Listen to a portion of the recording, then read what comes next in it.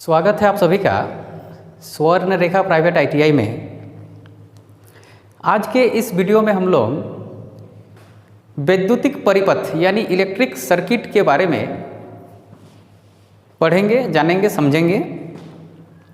Electric circuit के प्रकार के बारे में हम लोग थोड़ा चर्चा करेंगे, उसके बारे में जानेंगे। इलेक्ट्रिक सर्किट को हम लोग ऐसे डिफाइन कर सकते हैं, विद्युत धारा प्रवाह करने के लिए तैयार किया गया या बनाया गया पूर्ण मार्ग को, पूर्ण पथ को विद्युत परिपथ कहते हैं। तो कहने का मतलब विद्युत धारा प्रवाह करने के लिए हम एक व्यवस्थित तरीके से एक मार्ग बनाते हैं, उसका रास्ता बनाते हैं विद्युत धारा प्रवाह करने के लिए, और उसी को हम लोग विद्युत परिपथ कहते हैं। अब ये मेरा एक इलेक्ट्रिक सर्किट हो गया, इसमें हम यहाँ पे सप्लाई दिए 12 वोल्ट का हो चाहे 6 वोल्ट का हो, एसी और डीसी हो, जो भी है सप्लाई दिए।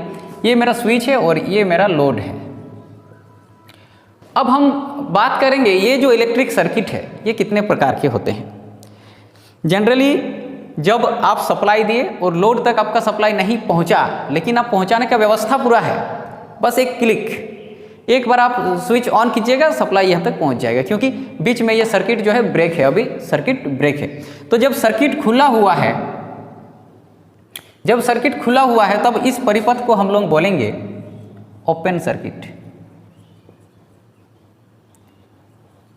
ओपन सर्किट यानी खुला परिपथ। तब इसमें जो है सप्लाई आपका स्विच तक पहुंचा हुआ है, इधर से फेज, न्यूट्रल यहाँ तक पहुंचा हुआ है, लोड तक आपका। तो ये है आपका ओपन सर्किट। अब इसमें कोई विद्युत धारा प्रवाहित नहीं हो रहा है। हम क्या करेंगे, जैसे ही हम स्विच को ऑन करेंगे तो ये सर्किट पूरा क्लोज हो गया और ये बल्ब जो है उस समय जलने लगा, तब हम बोलेंगे ये मेरा है क्लोज सर्किट। ये मेरा क्लोज सर्किट है। ये हो गया मेरा बंद परिपथ, ये हो गया मेरा क्लोज सर्किट। अब हम देखेंगे ये ओपन सर्किट, तो स्विच जब हम ऑन किए ओपन सर्किट, जब बंद किए तो क्लोज सर्किट। कभी कभी, अब ये जो डायग्राम है, कभी कभी ऐसा होता है आपका, ये मान लीजिए स्विच बोर्ड है, यहाँ से आप कहीं पे सप्लाई दिए हैं। अब मान लीजिए ये तो इसका एक सप्लाई आपका मान लीजिए इसमें है सॉकेट में, और यहाँ से एक सप्लाई निकला है आपका कहीं पे, आप एक बल्ब जल रहा है यहाँ पे एक बल्ब जल रहा है, और इस प्रकार सप्लाई दिया गया। हम लोग क्या देखेंगे, यहाँ पे ये बल्ब तो आपका जलेगा यहाँ पे, अब सप्लाई जब तक सही है आपका, मतलब परिपथ सही है। अब कभी कभी क्या होता है,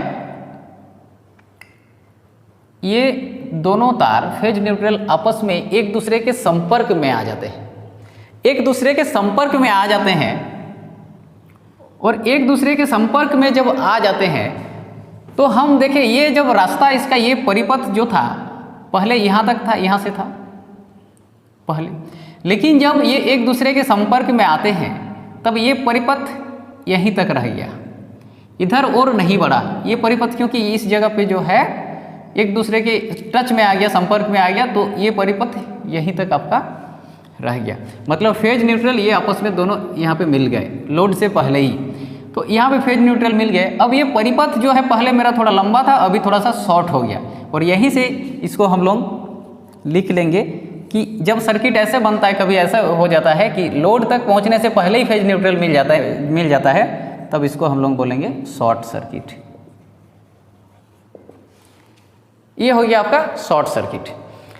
अब यहाँ पे हम देखेंगे जब शॉर्ट सर्किट होता है तब करंट का मान जो है, करंट का मान बहुत ज़्यादा बढ़ जाता है, क्योंकि उस समय विद्युत धारा का मान बहुत ज़्यादा बढ़ जाता है, क्योंकि उस समय उसको कंज्यूम करने के लिए, खपत करने के लिए कोई लोड या रेजिस्टेंस उसमें लगा हुआ नहीं रहता है, इसलिए करंट का मान बहुत अधिक हो जाता है। और शॉर्ट सर्किट होने से, इसलिए ओवरलोड होने के कारण आपका जो विद्युत फ्यूज है उड़ जाता है।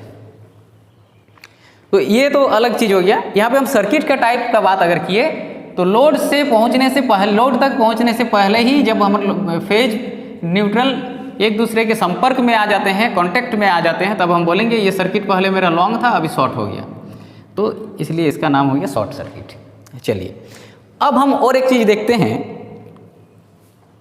कि हम ये तो मेरा क्लोज सर्किट है, इसमें हम सप्लाई दिए 12 वोल्ट सप्लाई दिए, अच्छा खासा सप्लाई दिए, और ये जितना जलना था जल रहा है आज। फिर बारिश उरिश हुआ, कल हम देख रहे हैं यही सप्लाई हम दिए, लेकिन यहाँ पे आपको ये बल्ब जो जल रहा है उसको उतना वोल्टेज नहीं मिल पा रहा और आपको उतना रोशनी नहीं मिल पा रहा। तो आप देखें, आप अपना परिपथ को चेक किए, परिपथ को चेक करने से आपको पता चला अच्छा तो ये बारिश का पानी से ये दीवार पूरा भीग गया है, ये दीवार पूरा भीग गया है, और यहाँ पे आपका जो है तार कहीं लीक किया हुआ है, और उस कारण से जो है यहाँ से आपका जो है यहाँ से विद्युत धारा जो है आपका इधर उधर प्रवाह होने लगा है, क्योंकि शुद्ध पानी विद्युत का अचालक है, बिल्कुल शुद्ध पानी। लेकिन ये बारिश का पानी जब बारिश होती है तब शुद्ध रहता है, उसके बाद आप सीमेंट नमक या बाकी मिनरल्स के संपर्क में जब आ जाएगा तो शुद्ध पानी नहीं रहता है। तो ये फिर विद्युत धारा जो है इधर उधर प्रवाह होने लगता है, और जितना सप्लाई आप दिए हैं उतना सप्लाई आपको नहीं मिल पाता है। कहने का मतलब है कि आपका ये लीक होने लगता है, आप जितना सप्लाई दिए हैं उतना आपको आउटपुट नहीं मिल रहा, तो ये लीक होने लगा है। तब हम इसको बोलेंगे ये भी एक प्रकार का सर्किट है, लीकेज सर्किट, इसको बोलते हैं लीकेज सर्किट। ये हो गया आपका लीकेज सर्किट। तो ये दोनों सर्किट को हम लोग यूज में नहीं लाते हैं, और ये दोनों सर्किट का हमेशा यूज होता है। जनरली जब हमको काम नहीं लेना होता है तब ओपन सर्किट रहता है, जब हमको काम लेना होता है स्विच ऑन किए क्लोज सर्किट हो गया, और उसी समय से विद्युत आपका एनर्जी का जो है विद्युत धारा का खपत होना शुरू हो जाता है। अब यहाँ पे विद्युत धारा को, कोई भी एनर्जी को, अब ऊर्जा संरक्षण का नियम के हिसाब से आप देखिएगा जो सही भी है, किसी भी एनर्जी को हम लोग ना तो नष्ट कर सकते हैं और ना ही हम उसको बना सकते हैं। एनर्जी को हम क्रिएट भी नहीं कर सकते हैं, डिस्ट्रॉयड भी नहीं कर सकते हैं, लेकिन उसको एक रूप से दूसरे रूप में उसको हम लोग परिवर्तित कर सकते हैं, और परिवर्तित करके उसको प्रयोग में लाते हैं। जैसे इस बल्ब में हम विद्युत धारा दिए, सप्लाई इसमें हम दिए, विद्युत सप्लाई दिए। अब उस समय तक ये विद्युत ऊर्जा जो था, ये इलेक्ट्रिकल एनर्जी तो था, ये लोड में आने के बाद ये लाइट एनर्जी में कन्वर्ट हो गया, परिवर्तित हो गया। अब हम क्या किए, ये लोड को हटा के यहाँ पे एक हीटर जला दिए, एक हीटर लगा दिए, तो ये फिर हीटर जो है जलने लगा। तो हम बोलेंगे कि इलेक्ट्रिकल एनर्जी है वो थर्मल एनर्जी में या हीट एनर्जी में कन्वर्ट हो गया। हम क्या किए, यहाँ पे एक फैन लगा दिए या एक मोटर लगा दिए, तो हम देखें कि ये इलेक्ट्रिकल एनर्जी जो है मैकेनिकल एनर्जी में परिवर्तित हो गया। अब यहाँ पे जब हम मोटर का बात किए, तो मोटर का जहाँ पे बात किए तो उस जगह पे हम जनरेटर या डायनेमो का भी बात करेंगे। ये मोटर क्या करता है, ये मोटर का क्या काम है, ये जो है इलेक्ट्रिकल एनर्जी को कन्वर्ट करता है मैकेनिकल एनर्जी में, मैकेनिकल एनर्जी में। मतलब जब हम मोटर में विद्युत ऊर्जा हम लोग देते हैं तो घूमने लगता है, मोटर घूमने लगता है, तो हम बोलेंगे कि इसमें हम विद्युत ऊर्जा दिए और ये हमको यांत्रिक ऊर्जा हमको मिला। ठीक है। अब जनरेटर में क्या होता है, डायनेमो में क्या होता है, इसका जस्ट उल्टा होता है। उसमें हम मैकेनिकल एनर्जी देते हैं और हमको प्राप्त होता है विद्युत ऊर्जा, इलेक्ट्रिकल एनर्जी। क्या करते हैं हम लोग, उसमें हम लोग मैकेनिकल एनर्जी देते हैं,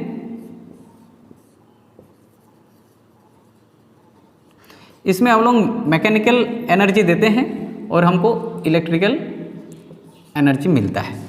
कहने का मतलब है